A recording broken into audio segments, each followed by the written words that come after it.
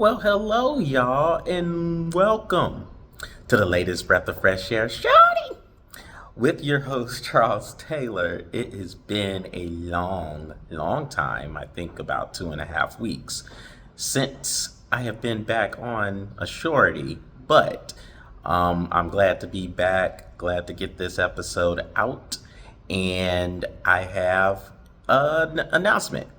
So, look, excuse me if I'm a little bit off with the speech right now, a little bit slow.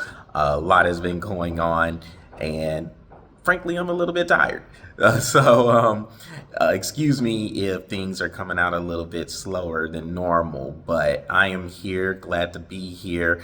And yes, I do have an announcement in regards to the live webcast, so stay tuned for that.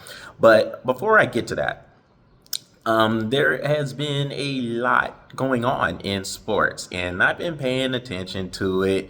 The whole court storming debate that had been going on, I thought that was a little bit crazy. Some of the quotes to come from the hot take artists, and even some people I actually like.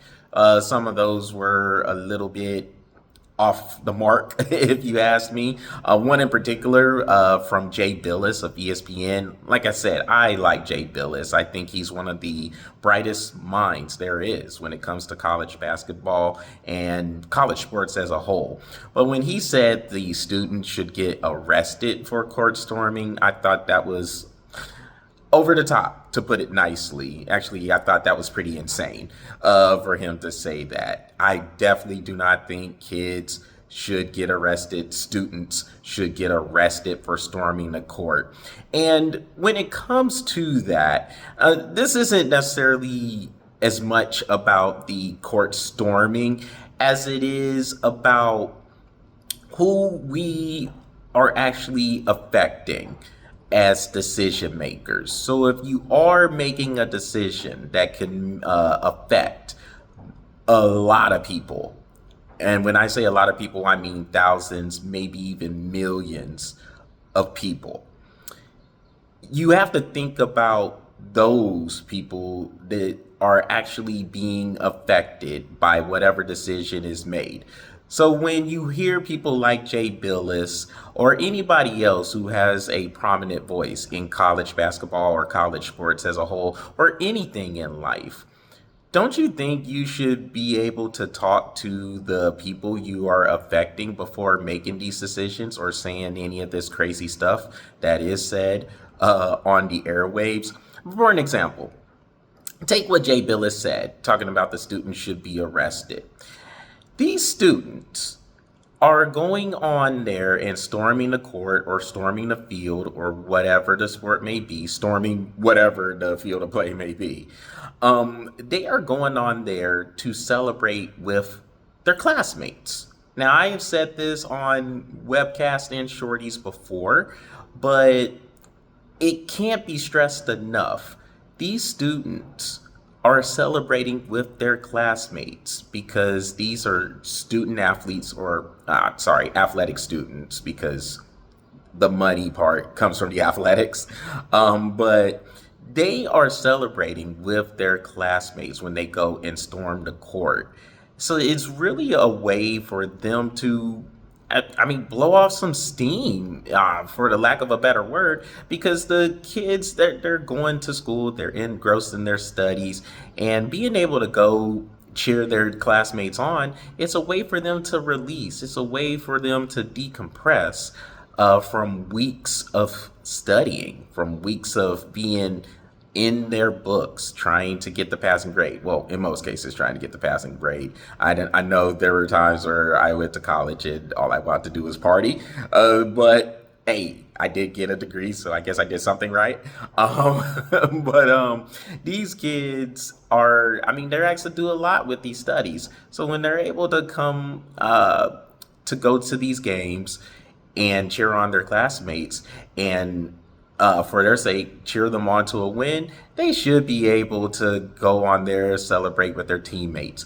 I am all about court storming. I have never been an advocate an advocate to get rid of court storming, and I never will. Storming the court is great. You remember moments like these for the rest for in these students, in the case of these students, for the rest of their lives. So you don't want to take anything away from them. That is a great experience. If anything, put some protocols in place and just have them kind of get escorted to one side.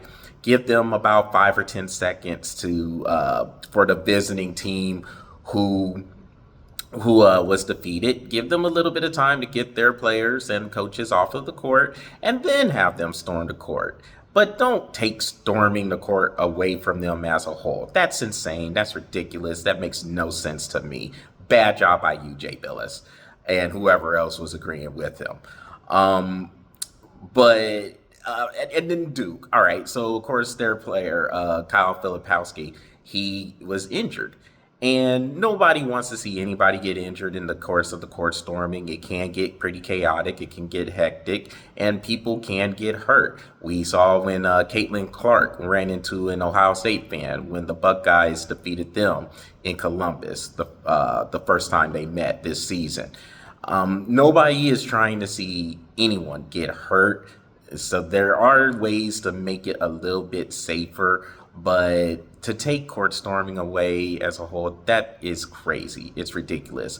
And part of me said, in regards to, I think it was the comments from Duke coach John Shire talking about when are we going to ban the court storming. Number one, I don't know.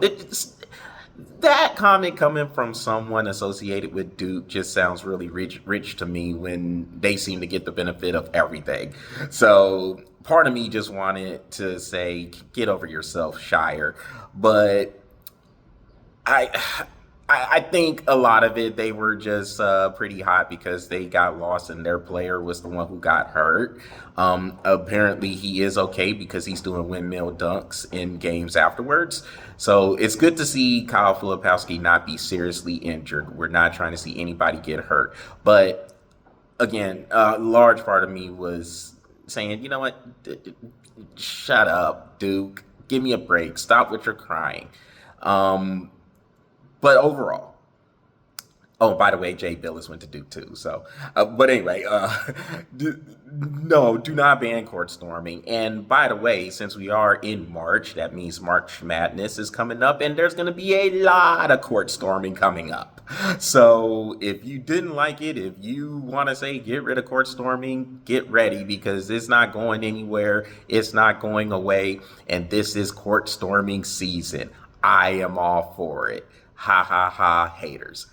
Good for y'all. I hope y'all can't get enough. Of course, I hope y'all see court storming in y'all dreams and nightmares even. I don't care. I hope y'all just continue to see this in y'all vision because court storming is great. I love to see it. If anything, protocols maybe to escort them to one side, maybe to make it a little bit safer. But again, don't ban court storming. That would be awful, and it would terribly affect the people these decisions affect, which are the students. Maybe you should talk to them before making some crazy decisions like this or crazy comments like this. Also, with the NFL free agency is about to hit, we've been seeing everything with the combine. Texas receiver Xavier Worthy, he set a record for the fastest 40, running a 4.21. So you know I'm all about that one. Hook 'em horns, of course. And good to see Xavier Worthy burn it out on the combine. Now, hopefully that can transfer over to the field of play, and we can see that speed result in some touchdowns. But we know he's pretty good at football as well. Plus, he's a track star. The stories with the quarterbacks, everybody's trying to get a gauge for how they are in the interviews, comments. I'll have more on the draft as we go forward and get closer to that time. But I'll just say I'm not as high on Caleb Williams as everyone else is. I think y'all probably know that by now, but I'll have more details why I don't feel that high about him and why he's probably third or fourth on my list. As it comes with free agency, we heard about the Denver Broncos cutting Russell Wilson, And I mean, that was going to happen, especially after he got benched. What a cap hit for Denver to eat, though. It's something like $85 million in a cap hit. Ugh. But that was, again, that's their fault. That was a horrible contract to sign Russell Wilson, or a contract extension to sign Russell Wilson to anyway. Just despicable. There's no way I would have gave him that, especially when you consider he was still under contract. Let's see what he does for that final year, or however much it was. I think it was a year left on the contract that he had signed with the Seattle Seahawks. Let's just see what he does for that year before signing him to this 5-year, $245 million extension.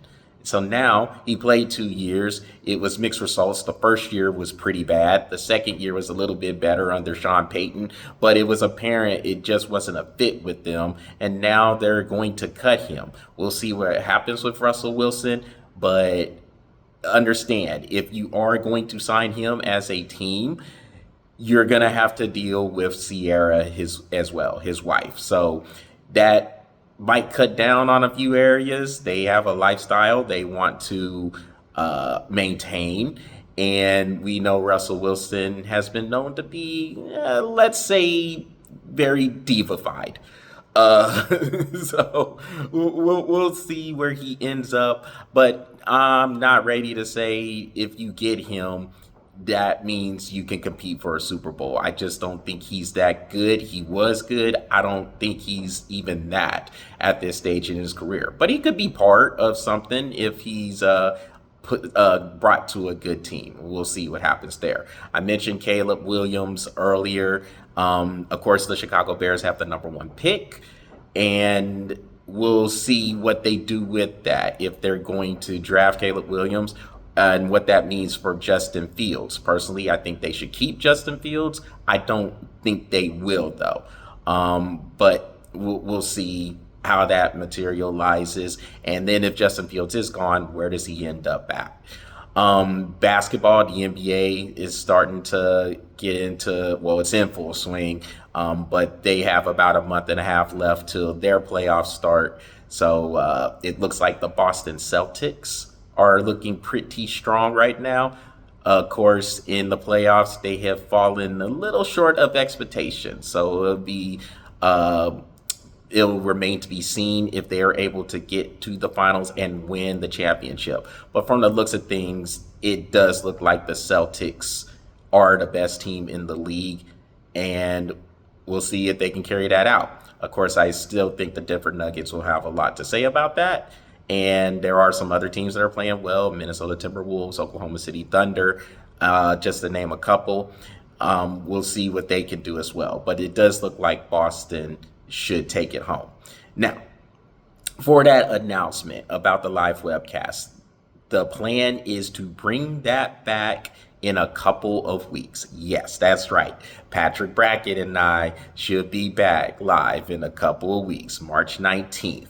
So circle that date on your calendar. We'll be back live, taking comments, taking questions, answers, or debates, whatever it is. We should be back, and we will talk more about what we've been going through during the hiatus of the live show. There's been a lot of just getting stuff together in terms of life and career goals, and we think now it would be the perfect time to return, because we feel y'all will get the best version of ourselves. So with that, keep an eye out for that.